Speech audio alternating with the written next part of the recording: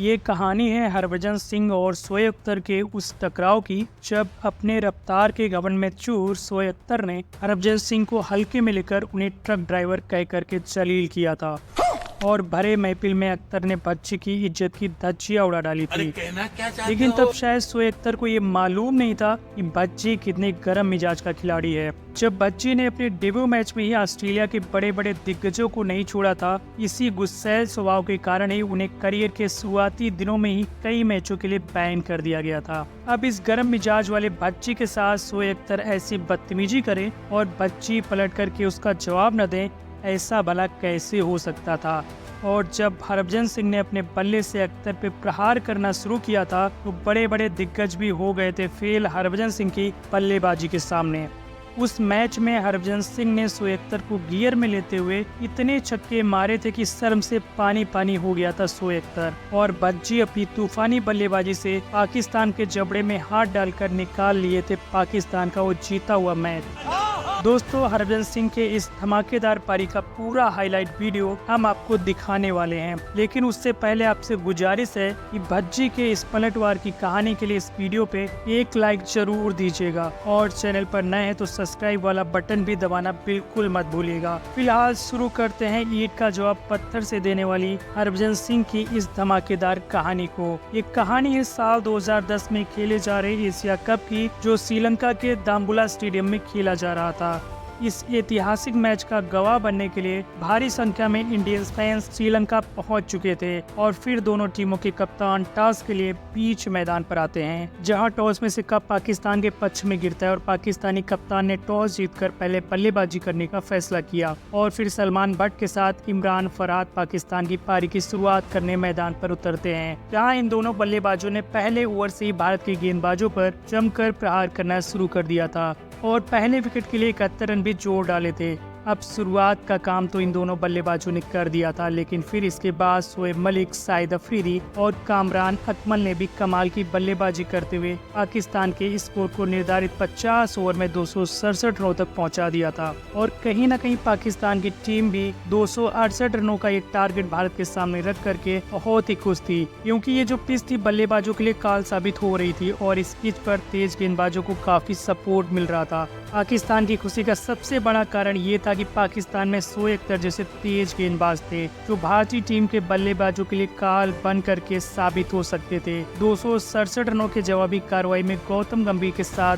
Virendra Sehwag team India की पारी की शुरुआत करते हैं, जहां पहले ओवर से ही शोएब अख्तर अपनी रफ्तार के घमंड में चूर बाउंसर पे बाउंसर मारे जा रहा था। हालांकि गंभीर के बल्ले से एज लगकर एक बाउंड्री जरूर मिलती है, लेकिन अभी तक दबदबा शोएब अख्तर ने ही बना के रखा था और फिर 5वें ओवर की आखिरी गेंद पर गंभीर ने अपने बाजुओं को खोलते हुए एक बेहतरीन शॉट लगा करके गेंद को सीमा रेखा के बाहर का रास्ता दिखा दिया था। लेकिन तभी पारी के 11वें ओवर में भारत को पहला झटका लगता है और 32 बॉल पे मात्र 10 रन बना करके सहवाग पवेलियन वापस लौट जाते हैं। इस बात से दोस्तों आप अंदाजा लगा सकते हैं कि सहवाग जैसा खतरनाक खिलाड़ी 32 बॉल पे 10 रन बना के आउट हो जाता है तो इस पिच पर बल्लेबाजी करना कितना मुश्किल काम था। तभी गंभीर का साथ देने विराट कोहली मैदान पर आते हैं, लेकिन आज भारतीय टीम का सबसे बड़ा संकट मोचक विराट कोहली भी अपनी पारी को विराट नहीं बना पाते हैं और विराट कोहली जैसा धाकड़ बल्लेबाज भी 27 बॉल पे मात्र 18 रन बना करके आउट हो जाता है। सहवाग और विराट कोहली का विकेट लेने के बाद पाकिस्तान खिलाड़ी और पाकिस्तानी फैंस का खुशी का ठिकाना नहीं था, क्योंकि अभी तक कहीं न कहीं पाकिस्तान टीम ने इस मैच में अपना दबदबा कायम रखा था।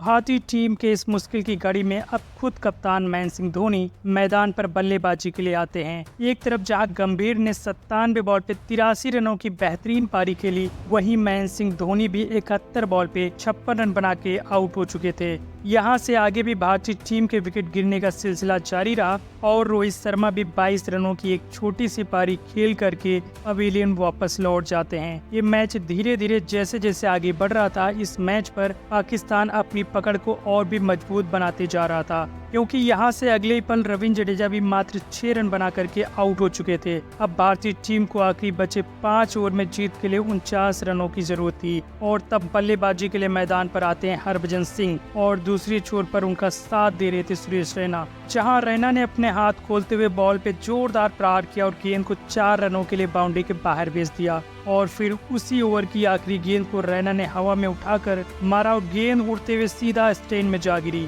वही अगले ओवर में हरभजन सिंह ने शोएब अख्तर को आड़े हाथों में लेते हुए बॉल पे जोरदार प्रहार किया और गेंद उड़ते हुए सीधे दर्शक दीर्घा में जा पहुंची। हरभजन के इस शॉट को देखकर पवेलियन में बैठे भारतीय खिलाड़ियों को विश्वास नहीं हो पा रहा था कि इस शॉट को भज्जी ने मारा है और वो भी शोएब अख्तर की गेंद पर। अब भारतीय टीम को 18 गेंदों पर जीत के लिए 27 रनों की जरूरत थी, जहां अगले ओवर में सिंगल डबल के साथ एक बाउंड्री भी रैना के बल्ले से आती है, जिससे पूरे 10 रन 48वें ओवर से आ चुके थे। लेकिन अभी भी भारतीय टीम को जीत के लिए 12 गेंदों में 17 रनों की जरूरत थी और एक ओवर अभी भी शोएब अख्तर का आना बाकी था। फिर पारी का 49वां ओवर लेकर एक बार फिर शोएब अख्तर बॉलिंग अटैक पर आता है, जहां इस बार रैना ने अख्तर को गियर में लेते हुए पहली गेंद को हवा में उठाकर जोर से मारा और गेंद उड़ते हुए सीधे मैक्सिमम के लिए स्टैंड के बाहर जा गिरी। शोएब अख्तर पूरी तरह से प्रेशर में आ चुका था, क्योंकि उसकी अगली गेंद पर रैना ने शॉट मारकर तेजी से 2 रन और भाग लिए थे